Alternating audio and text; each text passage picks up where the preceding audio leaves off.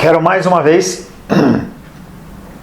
saudar você com a paz do nosso Senhor Jesus Cristo.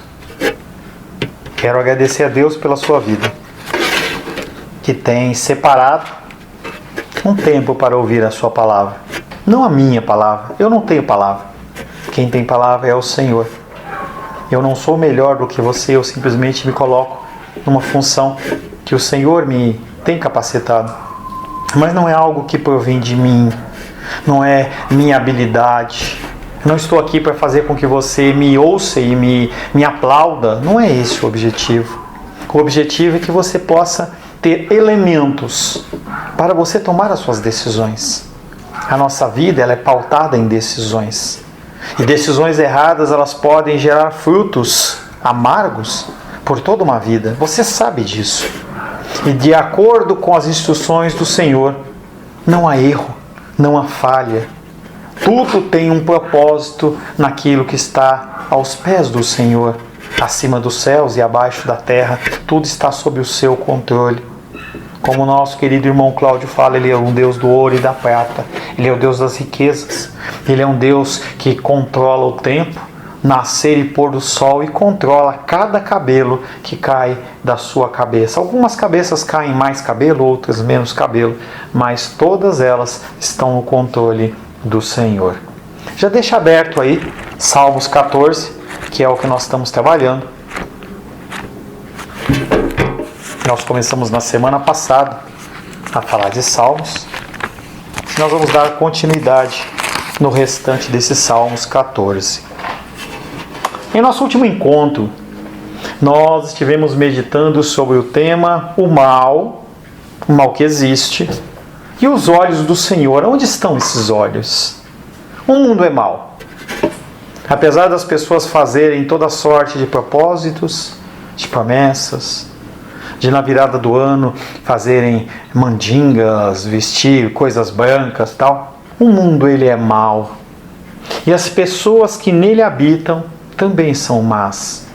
Eu sou o mal em essência, você é mal em essência. Essas são realidades inegáveis e as quais temos que conviver todos os dias da nossa vida. Você pode ter dias melhores, dias piores, mas todos os nossos dias eles são maus. Salomão, após a sua vida devassa e desvairada, ele parece que recebe novamente o Espírito do Senhor e ele fala: viver nesta terra é como correr atrás do vento, tudo é vão. Nós pomos a nossa confiança em homens, seres humanos e nos frustramos. Sócios se frustram nas suas sociedades. Casamentos chegam à beira da ruína porque houve a desconfiança ou a ação errada. Amizades se rompem. Tudo isso e muito mais nos gera assombro. Apenas porque esquecemos que o mundo é mau e as pessoas que nele habitam também são más. O verso que ficou da semana passada é Salmos 14, verso 2 e 3, que diz: do céu olha o Senhor para os filhos dos homens, para ver se há quem entenda, se há quem busque a Deus. Todos se extraviaram e juntamente se corromperam. Não há quem faça o bem. Não há nenhum sequer. O Senhor, quando olha, sem a lente e o filtro do sangue do Cordeiro, Ele tem esta visão. Quando Ele olha para mim e para você, Ele vê pessoas que se desviaram e se extraviaram. Para os que não são filhos, não há esperança. Muitos se escondem através do vício, através de ídolos que geram nos seus próprios corações. Para os filhos há certeza de que existe o fim das dores e do incômodo. Em algum tempo isso vai acontecer, mesmo que isso venha acontecer no fim dos tempos. Os olhos do Senhor contemplam todas as coisas e Ele dá a paga a cada um segundo o seu merecimento. Mas em relação aos filhos, há algo especial: a cobertura do sangue do Cordeiro. Uma cobertura do sangue que faz com que os meus pecados e os seus pecados, eles não sejam passíveis da punição eterna, pois os mesmos foram pagos lá na cruz. Diante dessas afirmações, devemos apenas crer e continuar marchando, sim, marchando em direção à nossa pátria celestial. Muitos dizem o Brasil acima de todos, Deus acima do Brasil, aquela frase lá. Mas na verdade o que importa não é a pátria terrena. Importa é você colocar os seus olhos fitos na pátria celestial.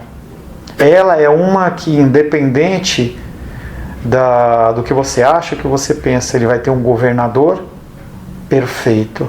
E o nome dele é Jesus. Mais uma vez, quero convidar você a abrir a palavra de Deus no Salmos 14, se você não o fez ainda. Nós vamos ler os 7 versículos. Nós já tratamos do verso 1 até o 4. No 4 eu dei um break, dei uma pausa nele e deixei um pensamento em suspenso e que nós vamos retomar hoje. Salmos 14 diz assim: ao mestre de canto, salmo de Davi, quem escreveu foi Davi. Diz o insensato no seu coração: não há Deus. Corrompem-se e praticam abominação. Já não há quem faça o bem. Do céu olha o Senhor para os filhos dos homens, para ver se há quem entenda, se há quem busque a Deus. Todos se extraviaram e juntamente se corromperam.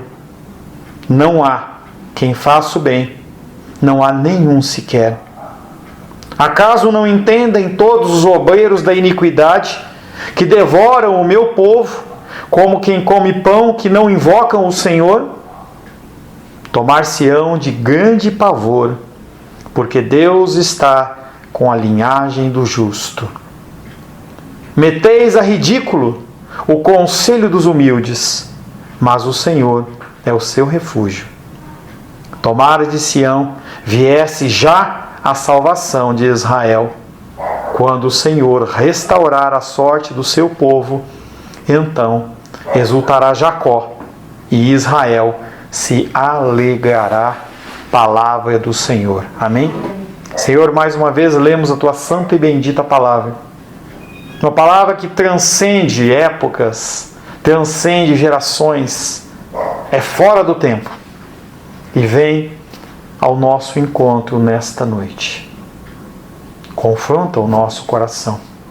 Pedimos que o Senhor derrame sobre mim e sobre os meus irmãos e irmãs o teu espírito de sabedoria, de entendimento, de conhecimento.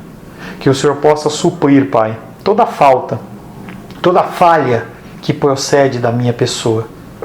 E que todos nós possamos receber um recado santo, direto do teu altar. Eu oro em nome de Jesus. Amém.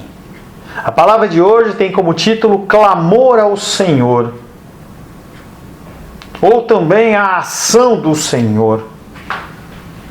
O primeiro versículo que nós vamos retomar da semana passada é Salmos 14, verso 4, que diz: acaso não entendem todos os obreiros da iniquidade, aqueles que devoram o meu povo como quem come pão, que eles não invocam o Senhor? Davi, ele chama a atenção das pessoas, ele chama a atenção dos líderes. E conforme eu falei na semana passada, essa pergunta ela é adicionada para imprimir uma ilustração maior de tudo que já foi apresentado.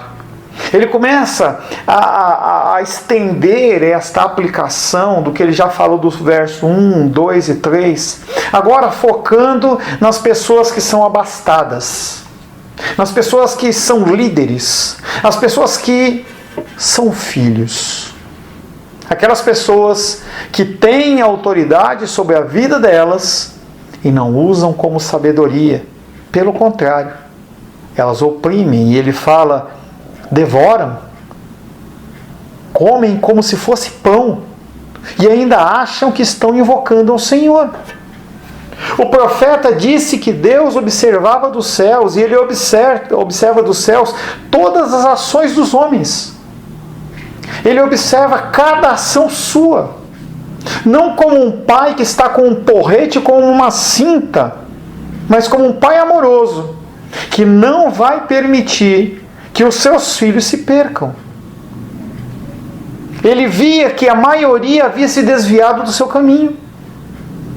E agora ele mostra uma certa perplexidade. Não porque Deus fica espantado, mas é para que você entenda, dentro do contexto natural, como Deus vê essa situação. Que loucura é essa? Que aqueles que deviam cuidar do rebanho, do povo do Senhor, não o fazem. Em vez disso, os oprimem, os massacram, deixam de demonstrar paciência e amor. E nós lemos na semana passada, Ezequiel 30, do verso 10 ao 12, em que a reprimenda ela é direta em relação aos pastores, mas nós podemos transferir para os líderes. Assim diz o Senhor: eis que eu estou contra os pastores, e deles demandarei as minhas ovelhas. O Senhor, Ele vai pedir conta para você de tudo que Ele concede na tua mão, e como você tem cuidado dos seus familiares, dos seus recursos, dos seus bens, das pessoas que são próximas, dos seus inimigos. Porém, termo no seu pastoreio. Vai chegar uma hora que Ele fala: basta. Não se apacentarão mais a si mesmos. Nós vimos pessoas cuidando apenas dos seus próprios interesses. E ele continua falando no verso 10, 11 e 12, exatamente dentro desse contexto, que nós já trabalhamos na semana passada, mas ele fala: eu vou livrá-las. Eu não vou permitir que as minhas ovelhas elas continuem sendo massacradas. Ele chama a atenção dos líderes. O salmista atribui a Deus esse modo de falar, não porque ele ficou espantado, mas para que você se espante, para que você entenda a seriedade de você ser líder de alguma coisa. E não basta você não ser líder, você tem que usar os recursos que são colocados nas tuas mãos com sabedoria. Não é atributo apenas do pai de família, do presidente, não é apenas a atribuição do marido, da mãe, não é. Nós já estudamos os mandatos da criação, e se você não viu, se você não assistiu, volta lá, está lá no nosso site. Vai falar da tua responsabilidade em relação ao meio ambiente, em relação ao consumo de água, em relação ao consumo das coisas, da utilização do seu dinheiro. O profeta Isaías, de um modo semelhante, ele fala, Isaías 59:16, e viu, Deus viu, e viu que ninguém havia, e maravilhou-se que não houvesse um intercessor. Ele está falando de oração, ele está falando de ação espiritual. Eu convoco as pessoas para oração toda quarta-feira. Nessa quarta-feira estava a minha casa e a casa do irmão Cláudio, como sempre. Mas pastor, não me dê desculpas. Não me dê desculpas. Prioridades são prioridades. Você continua achando que o seu sustento provém da sua mão.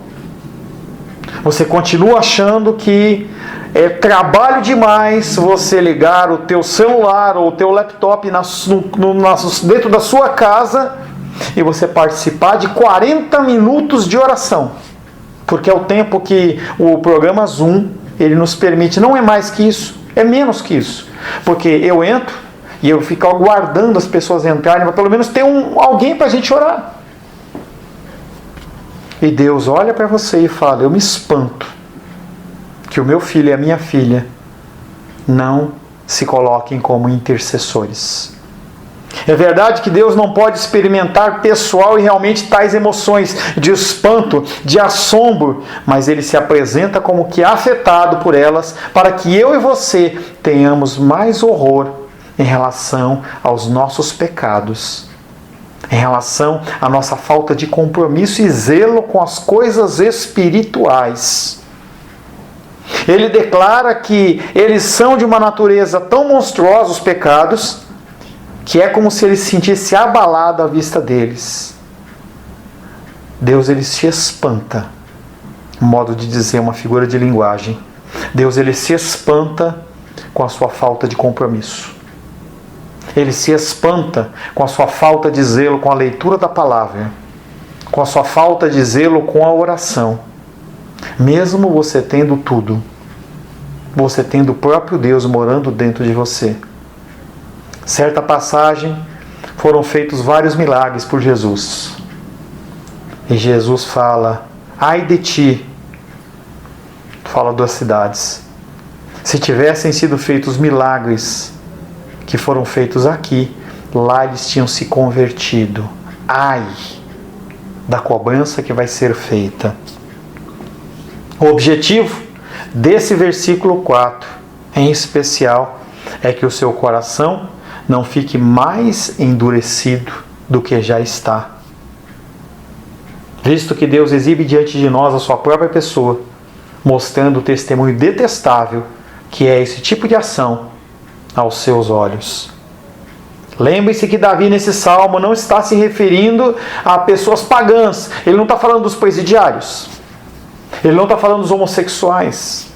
Ele não está falando das pessoas que andam roubando, assaltantes, pessoas que mutilam, imaculam, perseguem. Não está falando. Davi está falando de mim e de você. Está falando da igreja. Está falando das pessoas que se dizem cristãs. Há uma queixa semelhante, de uma forma bem mais dura e agressiva, no livro de Miqueias, capítulo 3, verso de 1 a 3, que diz: ouvi, peço-vos, ó chefes de Jacó, e vós, ó príncipes da casa de Israel, não é a vós que pertence saber a justiça? Não é sua responsabilidade?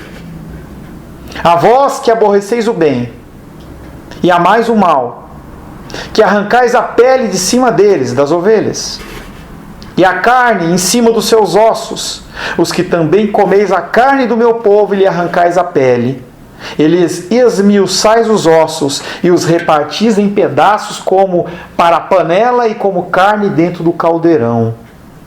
Ele está falando aqui, para mim e para você, eu me incluo nisso, de como nós temos administrado o nosso tempo. Como nós temos priorizado coisas que não são abençoadas, naturais, perecíveis, em detrimento das coisas espirituais. Se aqueles que confessam servir a Deus, eu e você,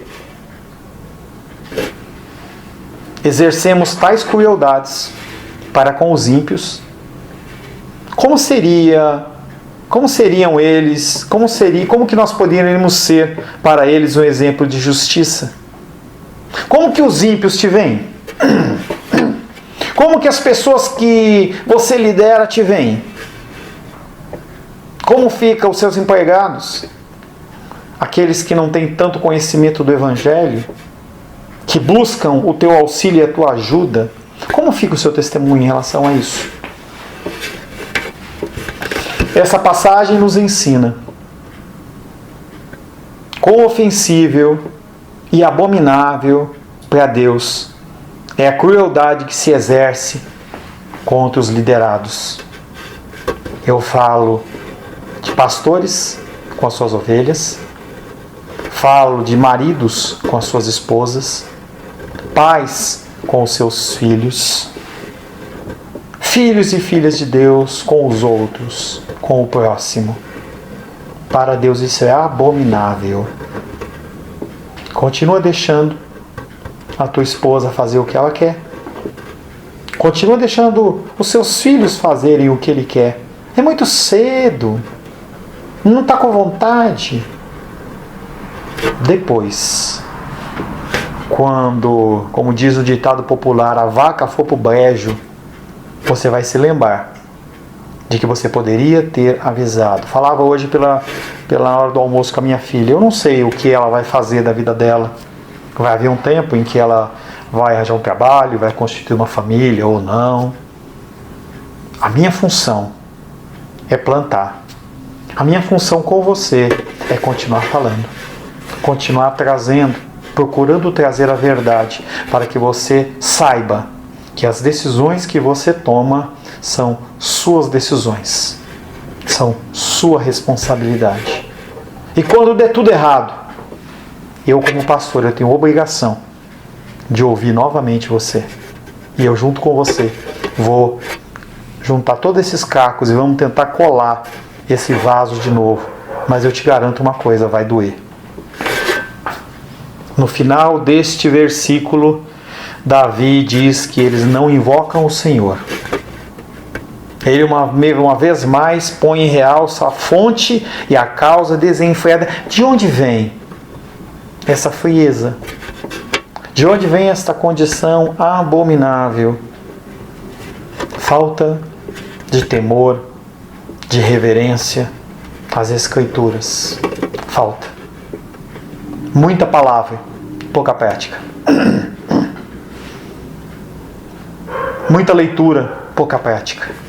Nenhuma leitura, nenhuma prática. A palavra de Deus é a melhor mestra para nos ensinar a manter a justiça e a retidão uns para com os outros. Ela é o padrão, não sou eu. Não é o governo. Não são ideologias políticas ou religiosas, mas é a palavra de Deus. E onde a preocupação pelas Escrituras, leitura e oração, ela é extinta, toda e qualquer consideração pela justiça perece juntamente com ela. Não há saída. Sem dedicação, sem esforço. O reino de Deus, ele é tomado à força.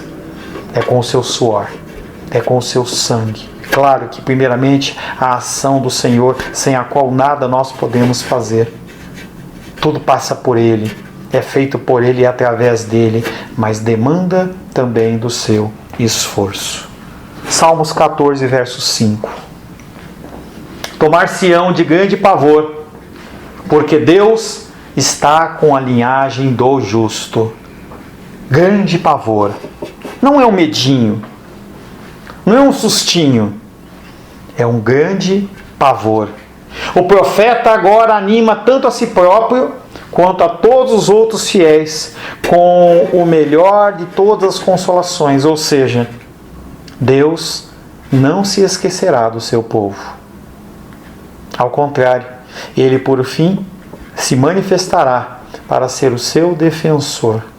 Se você não cumprir o seu papel, se você não fizer o que você tem que fazer, Deus não vai permitir que os seus pequeninos se percam.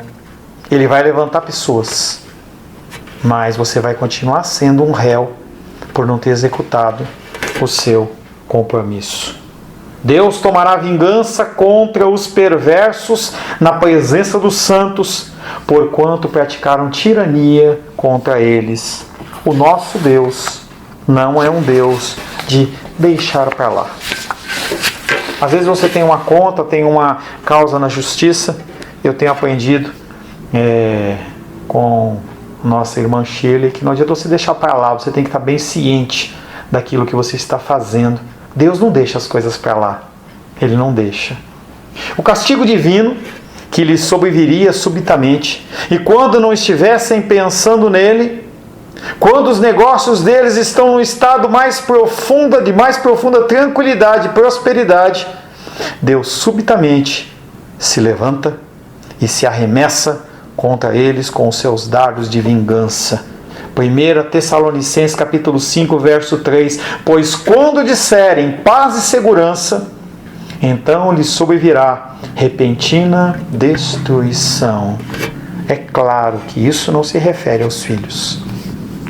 Você não vai ser destruído simplesmente porque o sangue do Cordeiro é sobre a sua vida. Se ele for, ele o é. O salmista, pois, encoraja e nutre os fiéis com esta ideia. Os ímpios acreditam estar livres de todo perigo e se veem seguramente celebrando seus próprios triunfos. E dentro desta ideia eles cairão por repentina destruição. Novamente não são filhos.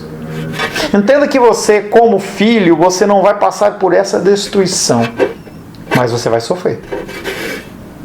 Casamentos, educação de filhos, primos, irmãos, administração de recursos, a sua vida.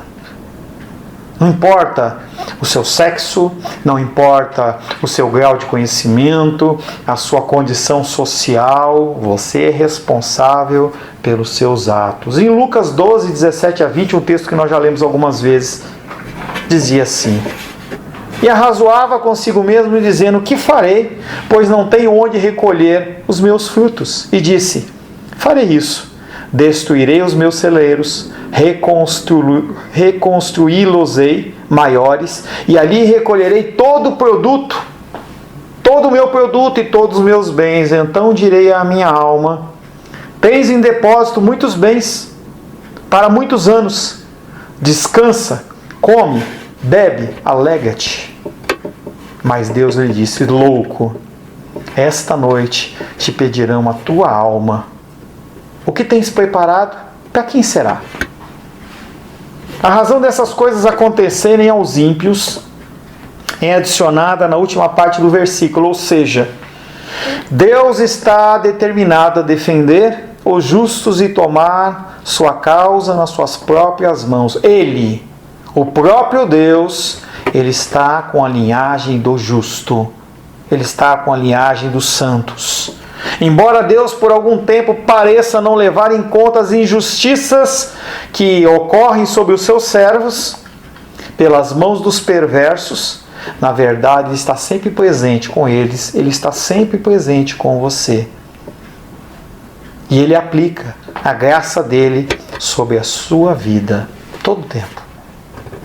No Salmo 53:5, que nós falamos na semana passada, que é um salmo muito semelhante aos Salmos 14, o salmista ele vai um pouquinho além e acrescenta uma frase neste versículo que nós lemos, e ele diz: Porque Deus dispersa os ossos daquele que te sitia, daquele que te atrapalha, daquele que te importuna. Tu os envergonhas, porque Deus os rejeita. Daí se segue que devemos pacientemente suportar a opressão. Segura a onda. Fecha a sua boca. Para de querer se impor. Para de discutir. Para de querer se defender. Apresenta aos pés do Senhor. Caso você queira ser protegido e preservado pela mão de Deus, mesmo em meio a graves perigos. Faço uma ressalva. Eu não estou incluindo aqui situações com perigo de vida. Eu não estou incluindo aqui esposas que apanham dos maridos ou filhos que são espancados por pais. Não. Peço que você use de sabedoria. O que é um crime, é um crime. E ele tem que ser denunciado. Mas enquanto está numa afronta, está numa guerra, um cabo de guerra para ver quem é que manda mais, fica quieto. Espera a ação de Deus. Confia no Senhor. Salmos 14, verso 6. Meteis a ridículo, parece uma gíria de adolescente. Meteis a ridículo o conselho dos humildes, mas o Senhor é o seu refúgio. E quando os fiéis, quando você decide agir como deve, os grandes aos olhos do mundo zombam, em razão da sua simplicidade, em razão de você esperar calmamente, no meio da sua luta e dificuldade, para que Deus se manifeste como seu libertador. E de fato, aos olhos do mundo, nada parece mais ilógico aos sentidos da carne do que lançar-se nas mãos de Deus no meio das lutas. Eu vi muitas postagens na internet questionando, em meio à pandemia, a prática do dízimo e da oferta. E as pessoas, elas têm todo tipo de justificativa. Engraçado que é muito fácil você se justificar quando é em seu benefício. Mas quando nós lemos as Escrituras, e nós temos que crer que ela é a palavra de Deus, ela não nos isenta do cumprimento do cumprimento das suas ordenanças, apesar da situação que estiver ocorrendo. Então, apesar de algumas pessoas tratarem este tema financeiro de uma maneira muito opressiva, e não é este o caso, A ordenança da palavra de Deus, ela tem que se cumprir. E quando você não faz, você está errado. Ela não é condicional. Uma ordenança, ela não é condicional. A menos que ela fira os bons costumes, a menos que ela fira a própria Escritura. 1 Coríntios capítulo 1, verso 18 diz: certamente a palavra de Deus, a palavra da cruz, ela é loucura para os que se perdem, mas para nós, para mim e para você, que somos salvos, ela é poder de Deus. Davi, portanto, desafia e ridiculariza esta insolência dos perversos e os ameaça dizendo que os seus escárnios, a sua zombaria, que são dirigidos àqueles que confiam em Deus, será lançada nos seus rostos e será a causa da destruição. Ao mesmo tempo, ele ensina aqueles que estavam lendo o Salmo na época dele e também nos ensina que não há decisão melhor, não há resolução melhor do que você fazer o regime, melhor do que você fazer qualquer tipo de propósito. Não há resolução melhor do que a dependência de Deus. Repousar na sua salvação, repousar na assistência que Ele mesmo nos prometeu, mesmo em meio às calamidades, mesmo em meio às calamidades. Essa é a mais alta, mais linda e sublime sabedoria que você pode ter: escolher o Senhor. Finalmente, Salmos 14, verso 7, que diz: tomara de Sião viesse já a salvação de Israel. Quando o Senhor restaurar a sorte do seu povo, então exultará Jacó e Israel se alegrará. Davi, após ter estabelecido a doutrina da consolação, uma vez mais volta às orações.